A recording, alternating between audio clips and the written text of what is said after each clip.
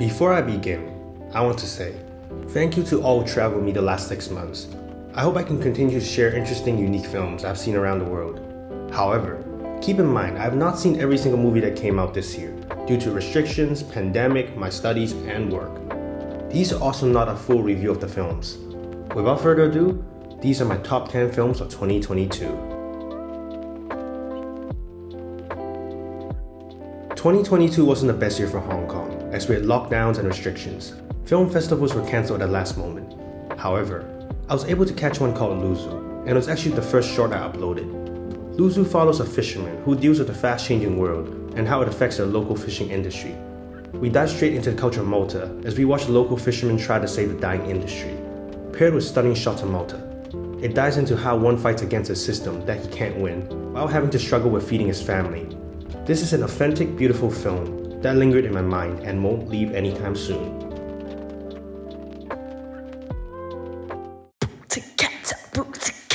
Turning Red is a film that made me smile with joy throughout its whole runtime. Not gonna lie, I'm probably going to be biased as I'm Asian, and I could relate to almost everything that was happening in the film. Even if you're not Asian, there will always be something you can relate to. Turning Red manages to deliver all the emotional notes, the heartwarming moments, the laugh out loud moments, and deliver the message clearly to its audience. This is a film for all audience, races and creeds, and I absolutely loved it.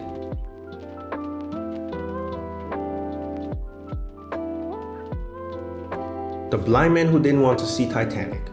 This is another film that I managed to catch at the film festival, and I was blown away. The Blind Man is the funniest and most intense film I've seen all year. Yes, you heard me right. The film follows a man who is slowly going blind. One day, he decides to meet this girl when he finds out her health is declining. Technicality-wise, this film is perfect, as it is able to place me in the world of the visually impaired and how they perceive the world by using extreme close-up and shallow focus. The background sound is always amplified, causing you to hear everything. We only see the character's face, but never once was I bored. By the time the credits began rolling, I was mind blown. More people should see this film when it gets widely released or get a copy.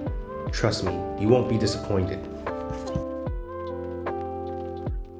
Jordan Peele never disappoints. Here's how I perceived this film.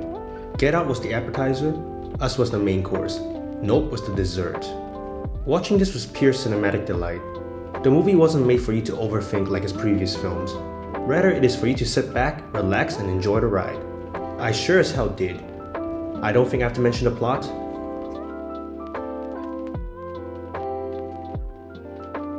RRR, a movie that made it on the list literally less than 15 days before the new year. Watching this was like firecrackers going off around the house. Sometimes when you go to a movie, you get annoyed when people yell or scream, but not for this. If I had gone to the cinema and watched this, which I didn't, sadly, I would have enjoyed the experience that much more if everyone roared and yelled. This outrageous, bombastic film is what I wish films were like on the big screen.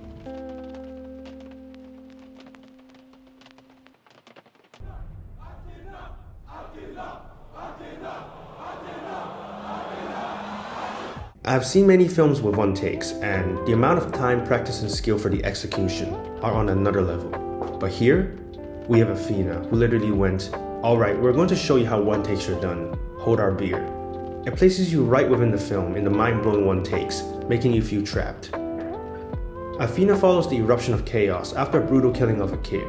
This movie is loud and angry, and it had every right to be, as it reflects the unjust society we live in. This film is a cinematic feat to the eyes, and I am still stunned at how they managed to pull off those massive, extravagant one takes.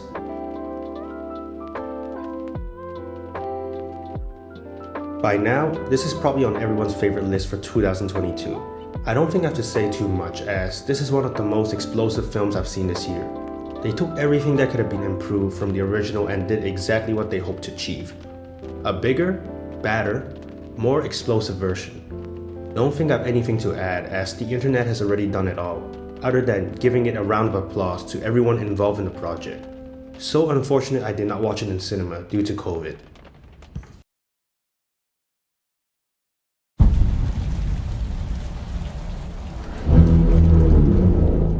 Nolan's Dark Knight trilogy was god tier.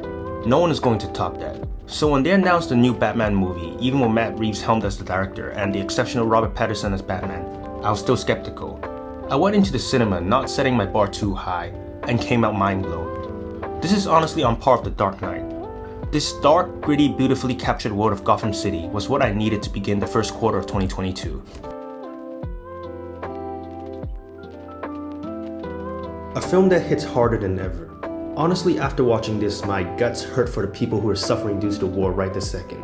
All Quiet on the Western Front does exactly what it hopes to do, place you in the middle of the most atrocious, disgusting, and appalling. I mean, no words can describe it, it's indescribable. We just don't learn from our mistakes, do we? We really are going to bring our own demise, and we're going to suffer as a human race. This movie made me mad and sad and actually brought out all the emotions in me. I honestly say that this is probably one of the most impactful anti-war films out there, and it probably hits even harder because of what is happening right this second. I'm sending my prayers out there to anyone who's suffering, and my heart stands with you.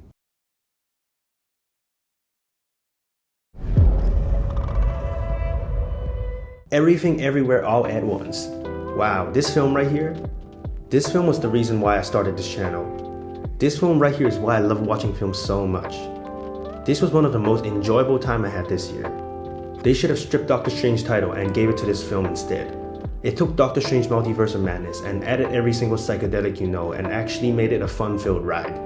And the craziest part was, only 6 people helped out on the impressive bonkers visual effects.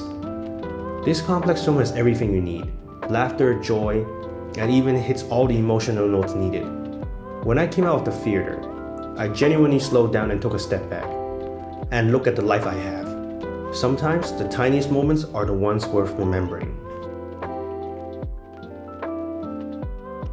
There you go, my top 10 films of 2022.